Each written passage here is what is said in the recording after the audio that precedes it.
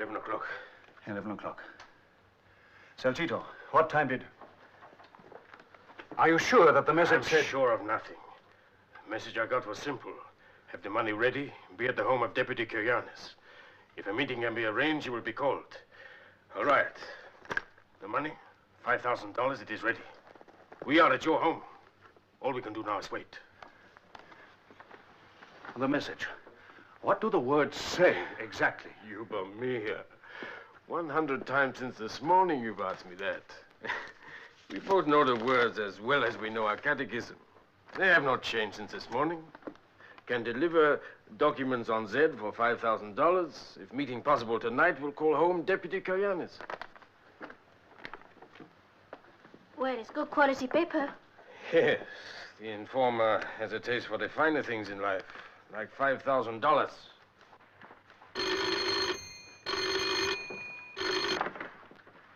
Yes. Yes, this is Deputy Coyannis' son. Yes, we have the... Agreed. We will be there. 1 o'clock. The Trekanska Highway, the 3-kilometer marker. Very well. You take Madonna home. I will go with Salcito. No, Father. I will go boy. with Salcito. The boy's right. It might be a little... and the party can't spare you. Perhaps you're right. Darling, please, do be careful. Don't worry. My little watchdog is always careful. Go, take the beloved one home, then come back for me. But remember, we have only 2 hours. And it will take at least 15 minutes to drive from here to the 3-kilometer marker on the Trekanska Highway. Good night, Madonna.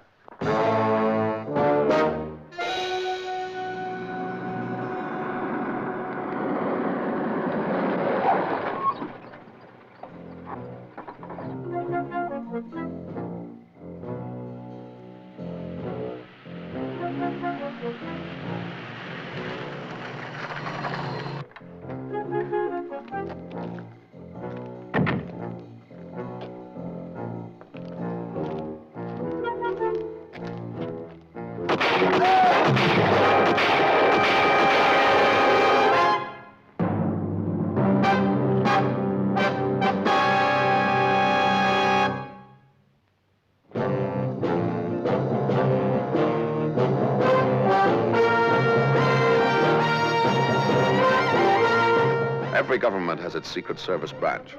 America, its CIA, France, Deuxième Bureau, England, MI5. A messy job? Well, that's when they usually call on me or someone like me.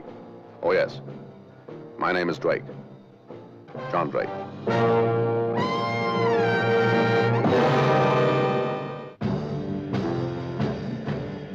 The country was in southern Europe. When the Internal Monetary Fund came into the picture, the peasants were destitute, working with wood-age agricultural equipment to wrest a bare living from a soil as exhausted as the peasants themselves. The IMF, Internal Monetary Fund, poured millions into the country in an effort to revitalize the soil, provide modern equipment for the peasants. But after 3 years, both the soil and the peasants were still exhausted, the implements still primitive. The IMF knew the money was being misappropriated, but each country is sovereign, jealous of its national rights, its national pride, its integrity cannot be questioned. But the murder of the son of Deputy Coyannis, representative of the Peasant Land Party, and charges he was raising against the administration gave the IMF the opportunity it had been seeking. Put a man on the scene. Now, that was my assignment. Find out who was growing fat while the peasants were growing lean. Hello, my name is Drake. I believe Mr. Coyannis is expecting me. Oh, yes. Come this way, please. Thank you very much. And the money from the IMF has been systematically misappropriated by Minister Zamida and his friends in power. The peasants have not received 10% of the millions poured into our country. Not even 5%. Yes, but Mr. Coyannis, you have no proof. Proof? The murder of my son and my dearest friend, Salcito, that is nothing? Well, if I may say so, all that proves is that they were murdered and robbed. It may have no connection whatsoever with IMF. They were murdered by order of Zamida to prevent them from buying the documentary evidence. Records of share transfers, bank statements, which would prove his guilt. Yes, but why Marco and Salcito? If you say what is true, that Zamida knew he was being betrayed by someone who was close enough to him to have this information, why didn't he kill that person? He presented the real threat to him, not your son or Salcito. Who was in this room at the time the arrangements were made for the meeting? My son Marco, Salcito, of course, Miss Madonna, my son's fiancée, and myself. And it was your son that answered the phone. Now, the voice on the phone, did he say anything about it? Nothing. He just repeated the instructions. Now, who else, apart from yourselves, knew about the $5,000 in the briefcase? Well? Mr. Drake, you must understand this. I am the representative of the Peasants' Land Party. We are a minority voice in the government. We are poor. When we got word that it might be possible to do a deal to buy the information we had been seeking for years, my friend Salcito, Storch here, had to go about from peasant to peasant, from farm to farm, collecting a little here, a little there, to make up the $5,000. So how can I say whether anybody... You're saying it, Mr. Coyannis. Every peasant in the valley knew about the money. How dare you? How dare you even try to suggest that one of our people could It's have... all right, Madonna. Mr. Drake must explore every avenue. Every avenue, Mr. Coyannis. But it is usually in the back alleys where the truth is found. You don't believe that my son was murdered by order of the Honorable Minister of the Interior, Zamita? I will ask the Honorable Minister of the Interior, Zamida. And so I told Mr. Coyannis that I would put the question to you. Very well, Mr. Drake, I'm listening. Is Mr. Coyannis correct in believing that you ordered the murder of his son? Poor man. Mr. Drake, I've known Coyannis now for many years. Political opponents, yes, of course, but that doesn't stop me from feeling for him as a person. And over the years, I've watched this obsession he has grow. The government is corrupt, the peasants are exploited and robbed, and he's almost paranoid about it. And it's not only my administration, every administration over the last 15 years has been attacked in this same violent way by Coyannis. Mr. Drake, this is my wife. How do you do? Yeah, how do you do? I'm sorry, dear, I didn't know No, that please, you... I'd like you to stay. Do sit down, Mr. Drake. Yeah. Would you like a drink? We're very proud of our local wine. That's very kind of you. Thank you very much indeed. You see, our local wine. Now, would you believe that she was a Randolph of Back Bay, Boston? Well, you are an American, Madame Zamida? But now she's become more nationalistic than our most rabid natives. I like the country, and I like the people. One in particular. You've been here long? Mm-hmm. I met my husband 7 years ago. He came to America representing his country. The minute I learned she was heiress to a vast fortune, I said, Lorraine, my darling, I will marry your money, and you may come and live with us. It was his frankness that won me over. Oh, Mr. Drake is from the International Monetary Fund. He's come to look into those charges raised by Coyannis. In fact, just before you came in, he asked me if I had ordered the killing of Marco Coyannis and Salcito. Please, Madame Zamida, allow me to make my position clear in this matter. I think your husband takes unfair advantage of me when he tells you coldly of the question that I put to him. What is said is not important. The important thing is how it is said. And I think His Excellency knows the way and the spirit in which the question was put to him. Forgive me, Mr. Drake. I knew you weren't being serious. Well, but there is one thing that I'm serious about. I'm serious about the reputation of the International Monetary Fund. As you know, it is a fund which is supported by various countries, and there are certain persons in each one of these countries who will try to sabotage the entire aid program, let us say, for their own ends. If a scandal should start here in this country, it would have a serious effect upon the aid which is granted to you and to the other impoverished nations. That is why I was sent here, to contain any scandal, if in fact there is a scandal, before it should break. I understand you, Mr. Drake, and your purpose. I will take no offense if you wish to be more explicit. Good. You understand the situation, then? Mr. Coyannis accuses, well, not accuses, rather implies that you, your aides, your associates, your associates of your associates, in fact, everyone connected with the government, right down to the traffic cop on the corner. Well, I think I can vouch for the integrity of the traffic cop. Well, that all of you have, in fact, been systematically stealing from the peasants IMF money. Now, up to now, apart from one or two local papers, nobody has taken these implications seriously. But with the double murder, and one of the victims being his own son, world press is starting to give it a big play. And already IMF has begun to feel the effects of this. I've already told you, Coyannis is quite paranoid about his peasants. I don't even bother to take any notice of his The rent. world is beginning to take notice, Your Excellency. For your information, Mr. Drake, every penny of IMF money has gone to the destination for which it was intended. Rehabilitation of the land and aid to the small farmer. 3 years. In 3 years, there does not appear to have been much improvement in their lot. I agree. And do you know why? Because the peasants themselves resist modernization. We've given them tractor plows. I can show you where they stand rusting in their own furrows. Newly acquired methods of fertilization, tens of thousands of dollars worth, poured into the rivers, tons of poison fish washed up, crop rotation. Agricultural experts have been sent into the fields. They've been faced with a blank wall. The fathers and the fathers before them always planted corn in these furrows, so corn it shall be, always will be. I tried to introduce legislation so that the farmers would be forced to follow the government's directives. Do you know who was successful in overthrowing the bill? The Peasant Land Party. Coyannis. No, Mr. Drake, you don't understand our peasants. They're stubborn and reactionary. It'll be a long, slow process of education. Not this generation, maybe the next generation, but it's worth it. It's worth the effort. It's worth the money. Anthony, please, now, don't get excited. Remember what the doctor said. I'm so sorry. I didn't mean to make a speech. Mr. Drake, every peasant in the valley knew about that collection, and those two men were lured to their deaths for the simple purpose of robbery. Murder and robbery by one of their own kind. And that, Your Excellency, is really all that I am interested in. Find the killer of Marco Coyannis, and then we can decide whether it is a matter for the IMF or for your own local police. All my departments are open to you. I'll take you up on that. I'd like to have a chat with your Minister of Finance, if I may.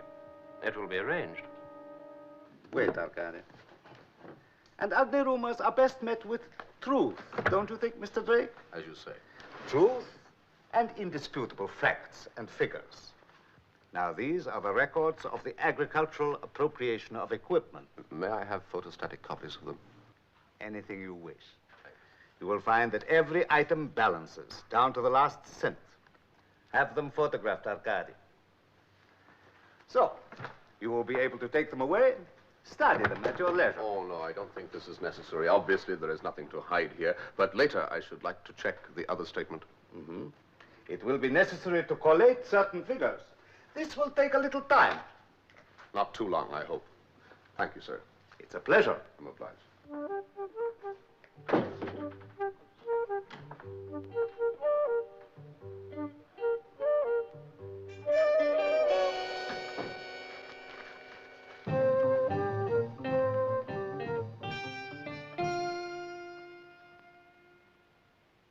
Where did you get this? From a man called Arkady. He works in the Ministry of Finance. May I?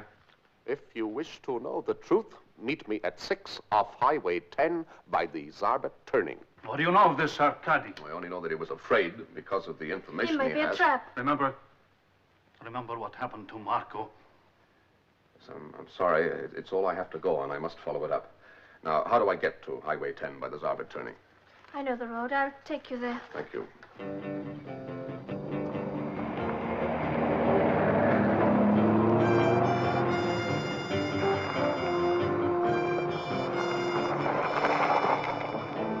The highway is just ahead. All right, thanks. Well, better if I go alone. Arkady is a nervous man. Suppose anything goes wrong. Wait 10 minutes, no longer.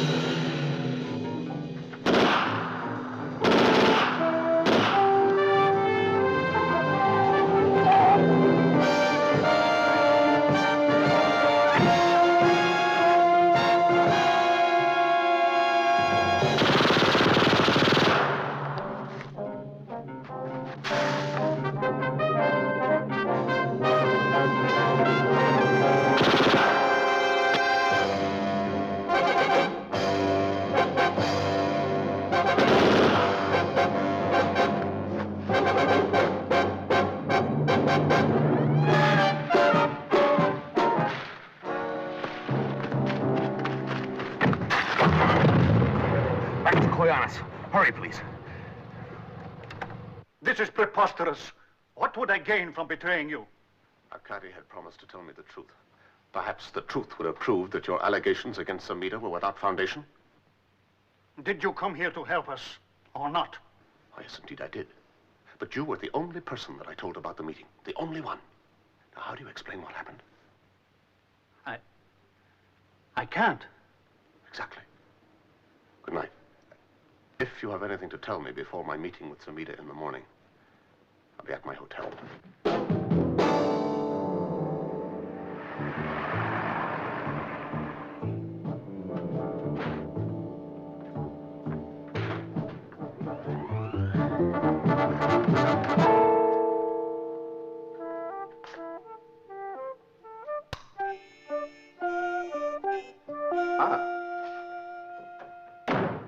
Madam Zamita, Nay Randolph of Boston Back Bay.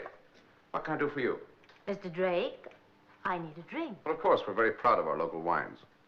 I would like whiskey. Whiskey, you shall have.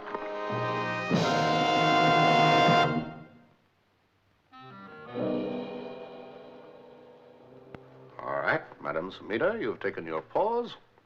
How can I help? I want my husband to be forced to go into exile, to flee the country. A reasonable request, which any reasonable husband should grant. And I need your help to persuade him to do it. You mentioned the words flee and exile. Now put them together and they spell fugitive. Yes. Fugitive from what? Perhaps 20 years. Maybe the rest of his life in prison. Ah, but in this country, for murder, they shoot you. I'm not talking about that. And he had nothing to do with that. Madam Zamita, what does all this mean to me? To you? It means a chance to complete your job here. Oh, I see. He's had his hand in the till, has he? He's been forced into it. Don't think he runs things in this country. He's merely the personality boy in the front of the store. But there are other men, more powerful, whose names never appear. Now, I can deliver those men, at least, the evidence to convict them, in exchange for a chance for my husband to get out of the country first with me. Well, the evidence that convicts them, unfortunately, also convicts him. Yes. Oh, well, that's simple. If he wants to opt out, he can gain immunity by making a deal with Coyannis. No. Coyannis hates him. Coyannis is convinced that... Had his son killed. Incidentally, where were you and your husband on the night of the killing? Together. At home. Asleep. So you want to use me as a middleman, to get a pledge from Coyannis that he will permit Zamita to flee the country if he turns in his playmates. My husband won't turn in anyone. But I will give you the documentary evidence that'll make it senseless and impossible for him to stay. So, it runs something like this, then. I get a pledge from Coyannis that he will give your husband 24 hours to run. You give me the documents, I pass them to Coyannis, and Coyannis gains control of the government, and everyone lives happily ever after. But, Madam Zamita, if I succeed in getting this pledge from Coyannis, will you take his word? Yes. You see, he's a peasant who really wants to be a gentleman, and this gives him a curious sense of honor. All right, Madam Zamita, I will make this deal, but I want just one more thing from you. First, I'd like to see the documents before I speak to Coyannis.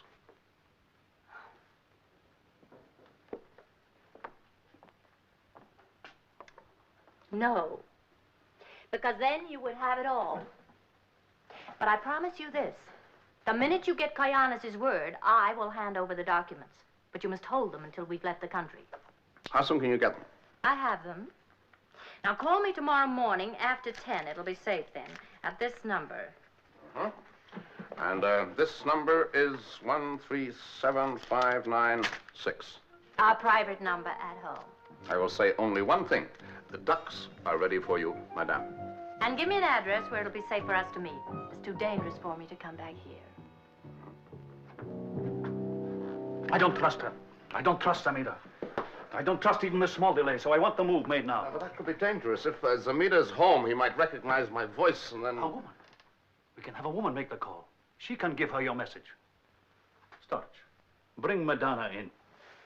I think this is wrong. You don't know these people as I do. This could be a trap baited to go off tomorrow.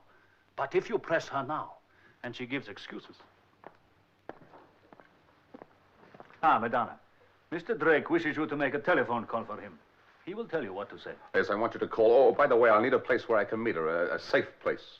Madonna's apartment in the suburb. Oh? Where is that? Well, it's the Romani, for it's near the main highway. I'll take you if you wish. No, better if I go alone. Well, it's very easy to find. It's a small house on the corner, yellow and blue. Litza, Romani 4, yellow and blue. I'll find it. Now, here's what I want you to do. I want you to call Madame Zamida.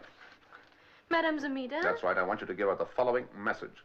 The ducks are ready, madame. Then your address, and then you hang up. Is that understood? Yes, but why do you want to call Madame Zamida? Because she has documents to prove the thefts of Zamida and... We'll leave that for now. Oh, and if anyone else answers apart from Madame Zamida, you hang up. Understood? Thank you. Got a street map of the area.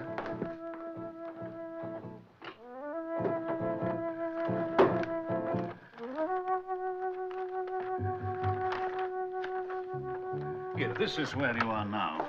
You go along this street to the Trikanska Highway. You proceed along the highway exactly to this point here. Turn right into Litza Romani. And here, exactly at this point, you will find the house of Madonna. Thank you very much. Oh, I gave her the message. She said, very good, thank you, and then she just hung up. Are you sure it was Madame Zamida? Oh, yes. You recognize her voice? Well, I don't know her voice. How did you know it was her? She seemed to understand. You never met her? No. Or Zamida? Oh, once or twice, casually. We don't really travel in the same circles, you know. Oh, hey, here's the key to the house. I hope you realize the importance of this, Madonna. Are you sure that you got the right number? Oh, yes. 13759. 6. Who was here the night the call came for the meeting, the night your son was killed? I have told you. My son, Salcito, Madonna, and myself. And Marco and Salcito left you here alone with Madonna? No. No, Marco took her home, then came back for Salcito. And as soon as Marco had left you, you called Zamida? No, I didn't. I guessed right. You called your lover, Zamida, to tell him of the meeting on the highway, and he sent his killers. No, it's not true. It's not true. You never met Madame Zamida. You hardly knew Zamida himself, and yet that private telephone number, you knew that. You went right to the phone and started to dial it.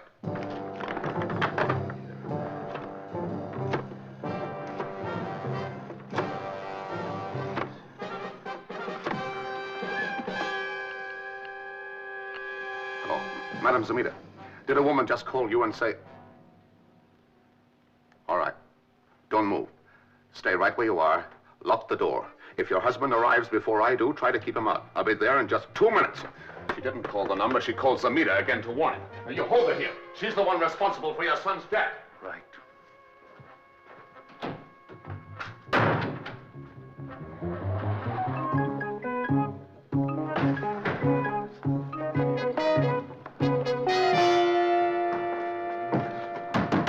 Hold it straight.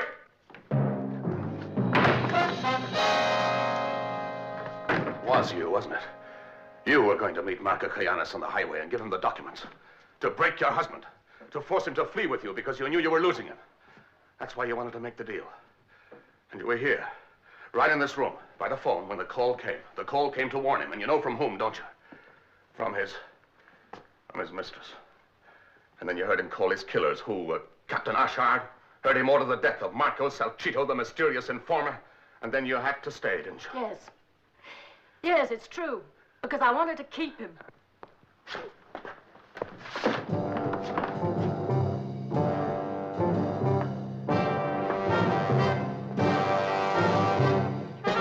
A moment, Rex.